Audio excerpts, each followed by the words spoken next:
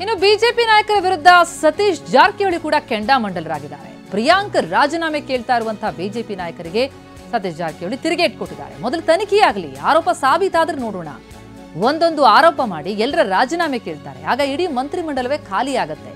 ಎಲ್ಲವೂ ಸಿಬಿಐ ಕೇಳ್ತಾರೆ, ಹಾಗೆ ಮಾಡೋದಕ್ಕೆ ಆಗಲ್ಲ ಅಂತ ಆಕ್ರೋಶ ಹೊರಹಾಕಿದ್ದಾರೆ ಸಚಿವ ಸತೀಶ್ ಜಾರಕಿಹೊಳಿ. ಬೆಂಗಳೂರಿನಲ್ಲಿ ಮಾತನಾಡಿದ್ರು, ಬಿಜೆಪಿ ವಿರುದ್ಧ ಕಿಡಿಕಾರಿದ್ದಾರೆ. ಹಿಡಿದಿದ್ದಾರೆ, ಅದು ನೋಡ್ಬೇಕಲ್ಲ. ಅವ್ರಿಗೆ ಮ್ಯಾಗ ಎಷ್ಟು ಅವ್ರ ಮ್ಯಾಗ ಆರೋಪ ನಿಜ ಅದೇ, ಯಾರು ಅದನ್ನು ತನಿಖೆ ಮಾಡೋರು ಅಟ್ಲೀಸ್ಟು ಬೇಕಲ್ಲ. ಈಗ ರಾಜೀನಾಮೆ ಇದು ಪ್ರತಿ ದಿವಸ ರಾಜೀನಾಮೆ ಕೇಳ್ತಾರೆ, ಯಾವುದೋ ವಿಷಯದಲ್ಲಿ ಕೇಳ್ತಾರ. ಮತ್ತು ಎಲ್ಲರೂ ಕೊಟ್ಕೊತ ಹೋದ್ರೆ ಮಂತ್ರಿಮಂಡಲ ಖಾಲಿ ಆಗ್ತದೆ. ಸೊ ಯಾವ್ದಾರ ಒಂದು ಏಜೆನ್ಸಿ ತನಿಖೆ ಮಾಡಬೇಕು, ಅಥವಾ ಅದೇನರ ಆರೋಪ ಎಲ್ಲರ ಒಂದು ಹಂತದಲ್ಲಿ ಪ್ರೂವ್ ಆಗಬೇಕು. ಸೊ ಅವಾಗ ಡಿಮಾಂಡ್ ಮಾಡ್ಲಿಕ್ಕೆ ಸರಿ ಇರ್ತೈತೆ. ಎಲ್ಲಾನು ಸಿಬಿಐಗೆ ಹೇಳ್ತಾರೆ, ಸಿಬಿಐ ಕೊಡ್ಲಿಕ್ಕೆ ಆಗಲ್ಲ. ಮತ್ತು ನಮ್ಮ ಏಜೆನ್ಸಿ ಇದಲ್ಲ, ಎಲ್ಲಾನು ಸಿಬಿಐ ಕೊಡ್ಲಿಕ್ಕೆ ಆಗಲ್ಲ.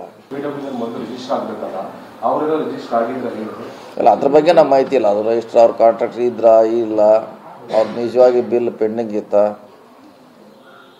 ಅಥವಾ ಅವ್ರ ಆರೋಪಿ ಯಾವ ವಿಷಯ ಮ್ಯಾಗ ಆರೋಪ ಮಾಡೋದು ಪೂರ್ಣ ಗೊತ್ತಿಲ್ಲ.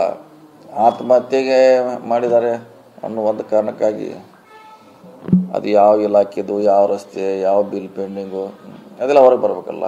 ಸುಮ್ಮನೆ ಒಬ್ಬ ಸಚಿವರು ರಾಜೀನಾಮೆ ಹಾಗೆ ಕೊಡ್ಲಿಕ್ಕೆ ಆಗೋಲ್ಲ. ಕೊಟ್ಟಿದ್ದು ದಾಖಲೆ, ಬಾಕಿ ಬಿಲ್ ಇರಬೇಕು. ಅದು ಎಲ್ಲರ ಎನ್ಕ್ವೈರಿಲಿ ಹೊರಗೆ ಬರಬೇಕು. ಎಲ್ಲ ಹಿಡಿದಿದ್ದಾರೆ, ಅದು ನೋಡ್ಬೇಕಲ್ಲ. ಅವ್ರಿಗೆ ಮ್ಯಾಗ ಎಷ್ಟು ಅವ್ರ ಮ್ಯಾಗ ಆರೋಪ ನಿಜ ಅದೇ, ಯಾರು ಅದನ್ನು ತನಿಖೆ ಮಾಡೋರು ಅಟ್ಲೀಸ್ಟು ಬೇಕಲ್ಲ. ಈಗ ರಾಜೀನಾಮೆ ಇದು ಪ್ರತಿ ದಿವಸ ರಾಜೀನಾಮೆ ಕೇಳ್ತಾರೆ, ಯಾವುದೋ ವಿಷಯದಲ್ಲಿ ಕೇಳ್ತಾರ.